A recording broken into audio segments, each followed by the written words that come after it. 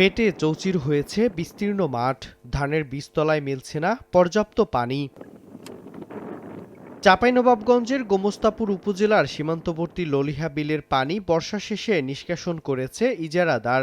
এদিকে বিলের জমি প্রস্তুতের প্রাথমিক কাজ শেষ হলেও পানি না পাওয়ায় শুরু হচ্ছে না বোরো আবাদ। কৃষক বলছেন, প্রতি বছর বর্ষা পানি ধরে রাখায় সেই পানি দিয়েই ধান চাষ করা হতো। এবছর ইজারাদারের গাফিলতির কারণে প্রায় ৫০০ বিঘা জমিতে আবাদ নিয়ে শঙ্কা দেখা দিয়েছে। বিলের পানি থেকে আমরা আবাদ করি, এই পানিটা ওরা নষ্ট করে দেওয়ার কারণে আমাদের এই হাল অবস্থায় দুরবস্থায় এরকম। বিলের পানি কাটিয়ে বহাতে আমরা কৃষকরা অত্যন্ত ক্ষতিগ্রস্ত। যে পানিটা আমরা পাচ্ছি এই পানিতে আমার আবাদ পানি হচ্ছে না, খুব সংকটে পড়ে যাচ্ছি। বিলের আশেপাশে জমিগুলো আছে প্রায় ৪০০-৫০০ বিঘা জমি, এগুলো তো সব ধরনের পানির সমস্যা। বিলটা হলো সরকারি বিল, এখন ওই কিছু জেলে পার্টি আছে বিলটাকে পানি কাটতে আর আবাদ করে খাবে। আমাদের কোনো উপায় নাই, নিরুপায়। সরকারের কাছে এটা আমাদের দাবি যে বিল থাকবে, ওখানে মাছ চাষ হবে, পানি কৃষকেরা ভোগ করবে। বিলটা যেন রক্ষা হয়, আমরা যেন জমি যেন চাষ করে খেতে পাই, পানিটা আমরা যেন ভোগ করতে পাই। সরকারের বিল সরকারি থাক, কিন্তু আমরা চাই যে পানি ব্যবহার করব। এ নিয়ে প্রশাসনের কাছে অভিযোগ করেছেন স্থানীয় কৃষকরা।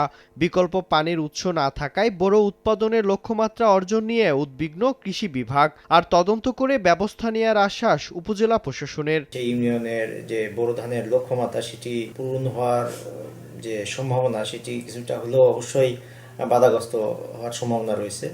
তো সেই ক্ষেত্রে আমরা যেহেতু বিষয়টি জানলাম, আমরা দেখি মহোদয় আছে এবং বিএমডি এর সেচ প্রদানের যে ব্যবস্থা আছে সেখান থেকে কোনোভাবে এখানে সেচ প্রদান করা যেতে পারে কিনা সেটা আমরা দেখছি। এই বিষয়টা আমি আপনাদের থেকে এই প্রথম আজকে জানলাম, ইতিপূর্বে কোনো কৃষক বা কেউ আমার কাছে আসেনি।